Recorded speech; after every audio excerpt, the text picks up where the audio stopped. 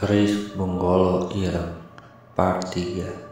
Api di tengah hutan. Kita tinggalkan dulu Indira yang sudah aman bersama Nyai Jamrong dan beralih ke Danan dan Cahyo yang mengajak Dirga ke desa Windu Alit. Anehnya saat mereka datang, mereka menemukan bercak darah di batu besar sekitar desa. Rimbunya pepohonan perbatasan dengan lembah saat ini membuat raut wajah Dirga seolah terkagum-kagum dengan pemandangan yang dilihatnya. Mas Danan, memang beneran ada desa di sekitar jurang ini, ucap Dirga. Jalan aja, nanti kamu juga bakal tahu, jawabku sambil melempar senyum padanya. Kuwi koncomu embo tinggal dewe ning buri, tanya Mas Jagat sambil melirik ke arah Cahyo. Wis Mas, biarin, dia sendiri yang mau barang-barang sebanyak itu, sudah tahu medannya berat, jawabku sambil meninggalkan Cahyo yang repot dengan pisang-pisang dan berbagai hasil panen yang ia bawa. Nyari apa Sekar? Balasku yang melihat sekitar melongo mencari keberadaan seseorang yang sudah jelas kutahu itu siapa. Ini Dirga dan Mas Jagat, saudara saya dari Jawa Barat. Kita cuma bertiga saja kok, ucapku. Oh iya, Sekar Mas,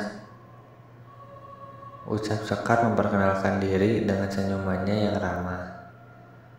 Ya sudah, monggo masuk Mas, Bapak ada di dalam kok, jawab Sekar yang masih mencoba menengok keluar seolah berharap Cahyo ikut bersama kami. Kelewatan, aku beneran ditinggal, teriak Cahyo yang sedari tadi bersembunyi di sebelah rumah karena malu dengan barang bawaannya. Lah, Mas Cahyo katanya gak ikut, tanya Sekar yang seketika wajahnya berubah sumringah. Ikut, memang dasar Danan aja yang iseng, balas Cahyo. Aku tertawa dan segera menceritakan alasan Cahyo ngumpat dari Sekar karena malu dengan oleh-oleh yang ia bawa. Saat itu juga Sekar juga ikut tertawa geli, namun tetap berusaha menghibur Cahyo. Wah, matur nuhun Mas, Bapak memang punya kebun pisang, tapi pisang tiap kebun kan rasanya beda-beda. Tuh Nan, beda rasanya, ucap Cahyo. Aku hanya tertawa melihat tingkahnya yang seketika berubah ketika bertemu Sekar. Sekar, ada tamu, boleh disuruh masuk. Terdengar suara seorang bapak dari dalam rumah yang aku tahu dengan jelas bahwa itu adalah suara Pak Sardi. Iya Pak, ini Mas Danan sama Mas Cahyo datang. Mendengar jawaban Sekar, seketika terdengar suara langkah cepat dari dalam rumah yang menghampiri kami. Mas Danan, Mas Cahyo, wah ada tamu istimewa, ayo masuk, ucap Pak Sardi. Dengan segera kami salim dengan Pak Sardi dan mengambil posisi duduk di kursi kayu yang tersedia di ruang tamu rumahnya. Bu, ada Mas Danan sama Mas Cahyo, tolong siapin kopi ya. Kalian baru sampai, pasti belum makan kan? Makan di sini saja ya, tadi Sekar masak sambal belut, tawar Pak Sardi. Waduh, gak usah repot-repot Pak Sardi, ucapku. Yang penting kita boleh nambah Pak, soalnya kalau masakan Sekar pasti enak.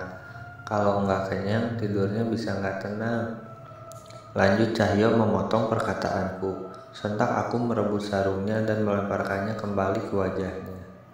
Yang sopan, balasku yang diikuti dengan tawa Sekar dan Pak Sardi.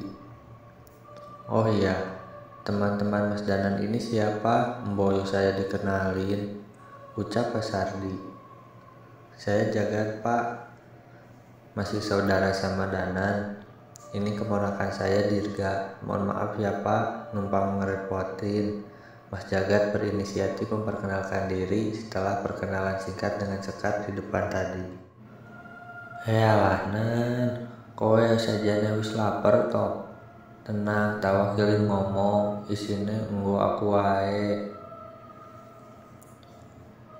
bisik Cahyo. Oh bener, cocok, Poe sing isin aku sing wareg, ayo cepat, balasku. Mas Danan punya teman kayak Mas Cahyo lagi enggak? Kayaknya aku butuh satu, sambung Dirga. Enggak ada, yang satu ini sudah mau punah. Kemarin aja udah ada museum yang mau ngerusin, balasku. Tanpa sadar sarung Cahyo yang sudah terlempar menutupi wajahku disusul dengan beberapa kali tangan Cahyo menggasak kepalaku. Namun begitu sudah sampai di meja makan, perhatian kami beralih ke masakan yang sudah disediakan oleh Sekar.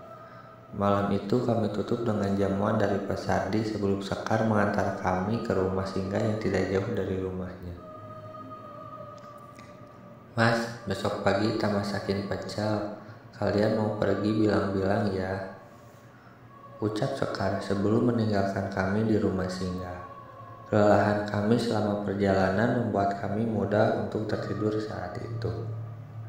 Namun di tengah lamunanku, aku masih terpikirkan mengenai bercak darah dan kemunculan sosok gaib di alas mayit.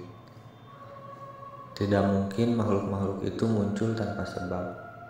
Alas mayit.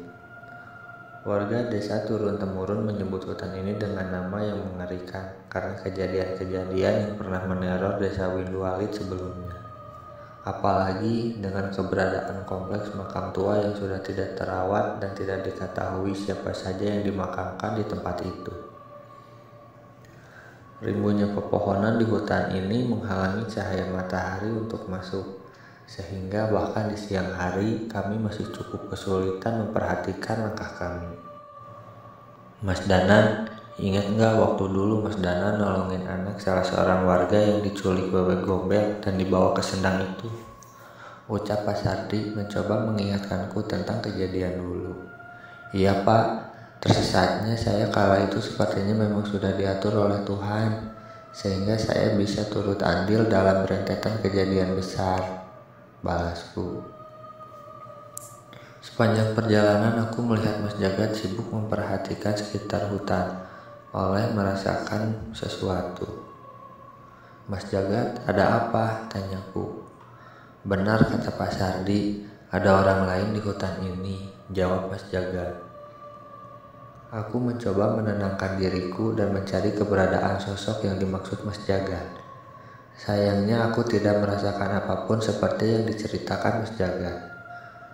Danan, hati-hati! Teriak Cahyo yang segera memanggil kekuatan roh Wanasura yang ada di tubuhnya. Sepertinya instingnya merasakan hal yang sangat berbahaya.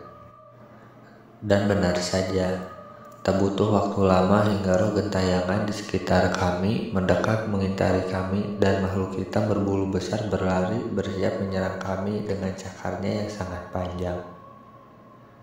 Dengan sigap Cahyo menghalau makhluk itu hingga terpental.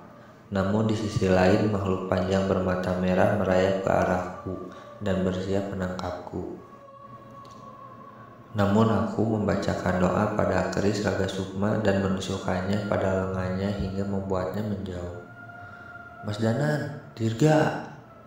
Teriak Pak Sardi yang melihat keanehan pada tubuh Dirga. Seluruh kulit dan matanya terlihat memerah. Ia mencoba mempertahankan kesadarannya sambil terus menggenggam keris peninggalan leluhurnya di tangannya. Melihat hal itu, Mas Jagat segera meraih Dirga dan membacakan doa yang cukup panjang untuk menenangkannya.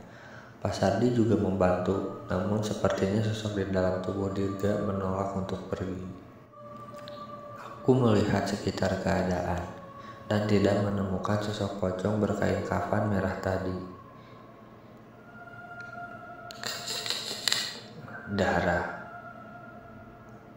Darah anak itu yang terbaik, ucap Dirga dengan suara cekikikan yang tersengal-sengal sambil melotot ke arah kami dengan matanya yang memerah. Danan, aku tahan makhluk ini, kamu urus orang itu, ucap Cahyo sambil menunjuk ke seorang pria yang masih berusaha menyeberangi Sendang Banyu Ireng dengan langkah yang terseok-seok. Dengan segera aku melompat ke dalam sendang dan menarik kerisku dan menyerangnya hingga kedua keris kami beradu dan mementalkan kami berdua. Ih, itu bukan keris biasa, Danan! Teriak Mas Jagat mencoba memperingatkanku. Keris itu dialiri kekuatan hitam. Bukan, kekuatan merah darah pekat yang membuatku merinding setiap menatapnya. Aku menoleh pada Dirga yang semakin berteriak kesakitan.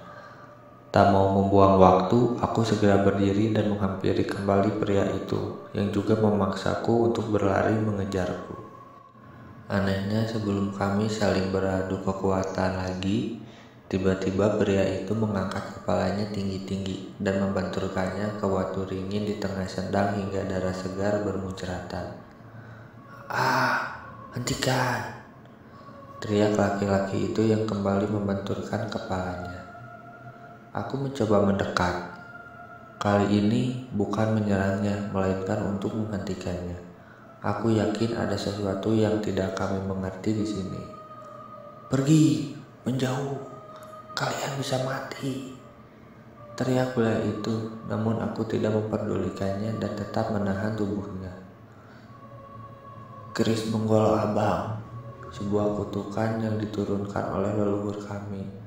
Banyak hal yang bisa didapatkan oleh pemilik keris ini, namun bayarannya tidak akan pernah sebanding. Aku masih meratapi kegagalanku memutihkan pusaka itu, namun sepertinya Pak Suroto juga sudah menebak hal itu. "Pak Suroto, coba ceritakan kepada kami, siapa tahu kami bisa membantu." Mas Danan dan Mas Cahyo sebelumnya sudah pernah membantu desa kami dari hal serupa, ucap Pak Sardi. Saat itu Pak Suroto menatapku dan Cahyo memperhatikan keris yang ada di genggamanku. Wajahnya terlihat ragu, namun sepertinya ia tetap memutuskan untuk bercerita. Pak Suroto memulai ceritanya dengan keberadaan kerisnya yang sudah dimiliki olehnya selama turun-temurun. Namun saat dimiliki oleh ayahnya, keris itu disegel dan tidak pernah digunakan hingga diturunkan kepada dirinya. Sebelumnya Pak Suroto tidak pernah memperhatikan keris itu karena memang tidak memiliki niat untuk menggunakannya. Hingga saat suatu malam, tiba-tiba segel keris itu terlepas dan mengambil alih kesadaran Suroto. Yang ia ingat seperti ada suara yang memanggil sosok yang berada di dalam keris itu terus-menerus. Ia tidak sadar dengan apa yang terjadi hingga suara tangisan anaknya yang paling kecil menyadarkannya dan melihat hal mengerikan di hadapannya. Seluruh anggota keluarganya berkelimpangan penuh luka dan menatapnya dengan ketakutan, seolah melihat sosok monster yang mengerikan. Pengakuan dari keluarganya ia kerasukan, dan di sekitarnya terdapat banyak makhluk halus yang menuruti perintahnya. Mengetahui kejadian itu, saudara-saudaranya datang dan mencoba untuk membantunya. Namun segala cara tidak berhasil. Sebaliknya, ada beberapa saudaranya yang mencoba merebut keris itu darinya, namun berakhir naas dengan kematian. Melihat sudah ada korban nyawa, Pak Suroto memilih untuk meninggalkan keluarganya dan mencari cara sendiri untuk menolong dirinya hingga ia mendengar kabar mengenai sebuah api yang sering muncul di hutan bernama Alas Mayit yang bisa menenangkan roh. Ia memaksa dirinya untuk mencapai hutan itu, melukai dirinya setiap hampir kehilangan kesadaran. Setiap keris itu mempengaruhi tubuhnya, seluruh demit pengikut keris itu selalu menampakkan diri untuk mencari darah untuk tuannya. Namun keberadaan api di hutan itu berhasil menahannya setiap ia mulai menggila. Pantas saja geni Baraloka mengecil dengan cepat berbeda dengan sebelumnya yang bertambah besar secara perlahan, ucap Pak Sardi. Yang lebih membuat khawatir, sebenarnya itu pusaka apa? Bagaimana keris itu bisa melepas segelnya sendiri, Nan? Tanya Cahyo. Keris itu tidak sendiri, saudaranya memanggilnya. Tiba-tiba Dirga menghampiri kami, seolah mengetahui sesuatu. Saat kerasukan tadi, aku mendapat gambaran tentang keberadaan 3 buah keris kembar. Lanjut Dirga. Seolah sudah mulai pulih, Dirga duduk bersila mengambil posisi nyaman untuk menceritakan penglihatannya. Coba jelaskan apa yang kamu lihat, Dirga, perintah Mas Jagat. Dirga menceritakan penglihatannya tentang 3 buah keris. Keris Benggolo Ireng, keris Benggolo Abang yang berkekuatan hitam, dan keris Benggolo Lanang netral seolah tak memiliki kekuatan. Keris Benggolo Ireng telah bangkit, seolah memulai sesuatu hal yang akan menimbulkan banjir darah, berdasarkan sumpah yang dilakukan oleh pemilik sebenarnya dari keris itu.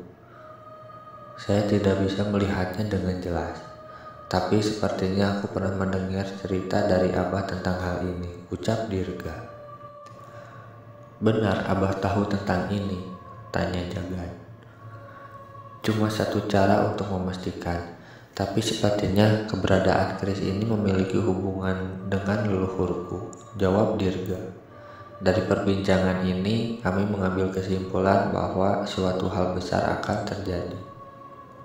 Apakah akan lebih mengerikan dari terbukanya gerbang Jagat Segoro Demit dulu, atau malah sebuah tragedi yang tidak bisa dicegah oleh kami?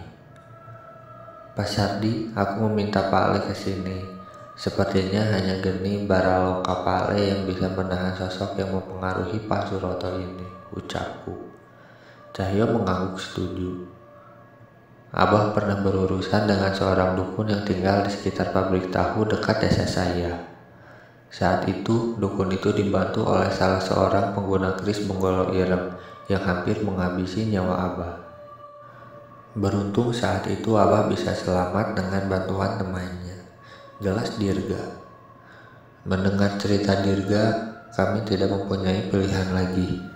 Kami harus mencari tahu tentang hal ini sebelum tragedi mengerikan yang memakan banyak korban akan terjadi lagi. Setelah Pak Ale datang, sepertinya kita harus segera menemui Abah.